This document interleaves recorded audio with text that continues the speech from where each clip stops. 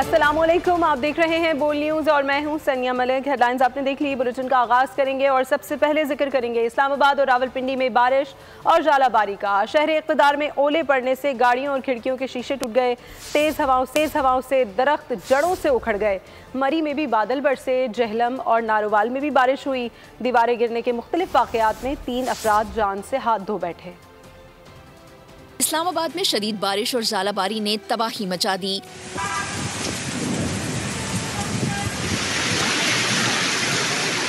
शहर इक़्तिदार में मौसम अचानक तब्दील हो गया। दिन भर शदीद गर्मी के बाद शाम में बादल घिर कर आए। काली घटाओं ने दिन को रात में बदल दिया। तूफानी हवाओं के साथ बरसात, बड़े बड़े ओले गोले बनकर गिरे। गाड़ियों के शीशे टूट गए, डेंट पड़ गए। घरों की खिड़कियों को भी नुकसान पहुंचा। फैसल मस्जिद की छत के शीशे भी टूट गए।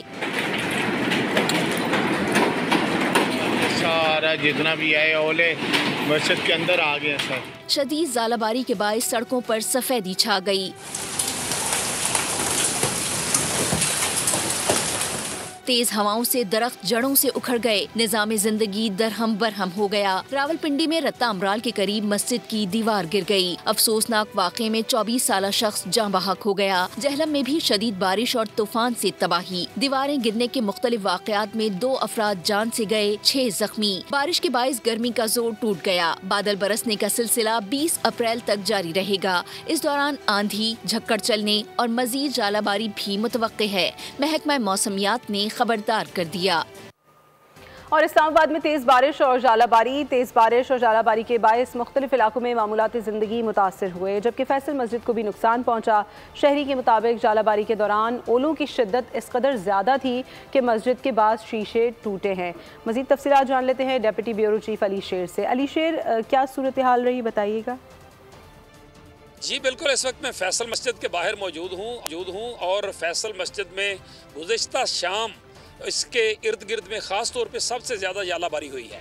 फैसल मस्जिद के जो शीशे हैं वो टूटे हैं और फैसल मस्जिद का जो रेड खूबसूरत लान है, यानी जो कारपेट बिछाया गया है, उस तक में बहुत सी जालाबारी जो थी वो अंदर दाखिल हो रही थी और लोग जो है वो अल्लाह पाक से पनाह की और रहम की दरख्वास्त करते हुए नज़र आए।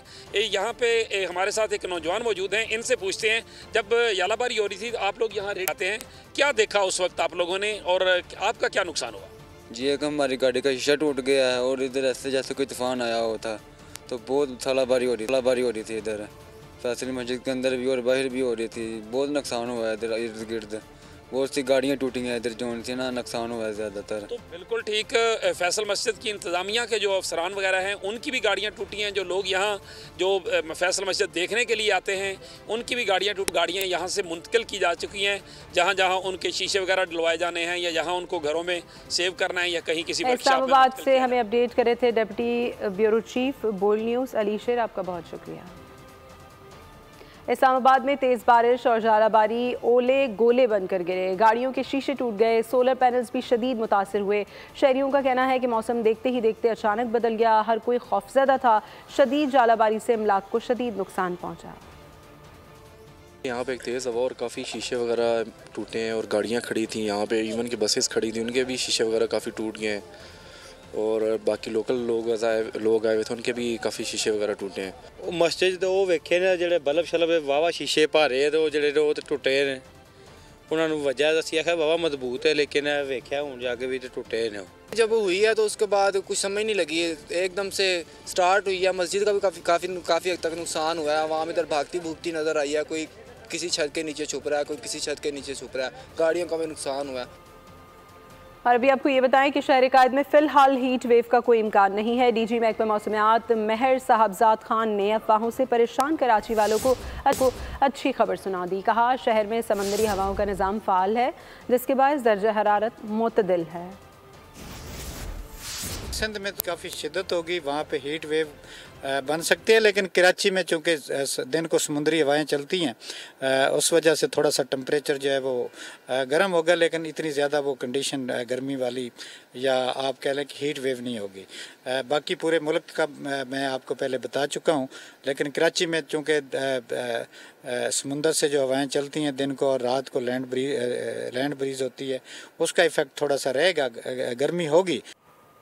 और खैबर पख्तूनख्वा में मौसम के सितम, मुख्तलिफ शहरों में तूफ़ानी बारिश, नदी नालों में तुग़यानी सैलाबी सूरत हाल पैदा हो गई। खैबर में रेला सब कुछ बहा ले गया, बिजली का निज़ाम भी दरहम बरहम हो गया। खैबर पख्तूनख्वा में बादल कहर बनकर टूट पड़े। मानसहरा, कोहाट और सवाबी में भी तेज हवाओं के साथ बरसात। मर्दान, महमंद और शांगला में बादल जमकर बरसे। तख्त भाई में भी काली घटाओं से दिन में अंधेरा छा गया। मूसलाधार बारिश से गर्मी का जोर टूट गया। खैबर में सूरत हाल अबतर, शदीद बारिशों के बाद सैलाब, खौफनाक रेला सब कुछ बहा ले गया।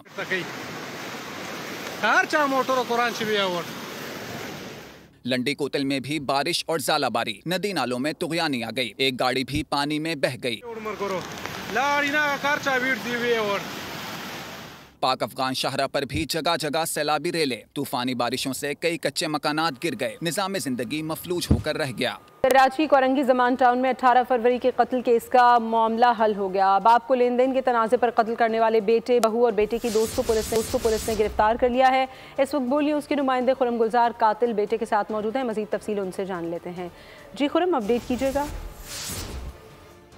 जी बिल्कुल, कोरंगी ज़मान टाउन में 18 फरवरी को घर के दरवाजे पे कत्ल होने वाले शख्स के केस का मामला जो है वो ज़मान टाउन पुलिस ने हल कर लिया है। बेटे ने अपने बाप की सुपारी देके अपने बाप को घर की दहलीज पे ही कत्ल कराया था। इस वक्त मकतूल का बेटा हमारे साथ मौजूद है, उससे बात करते हैं। सर, इसमें मैंने सुपारी जो सियाल खान को दी थी। सियाल खान मेरा दोस्त था, जहाँ मैं नौकरी करता था, उससे मेरा रब्ता हुआ।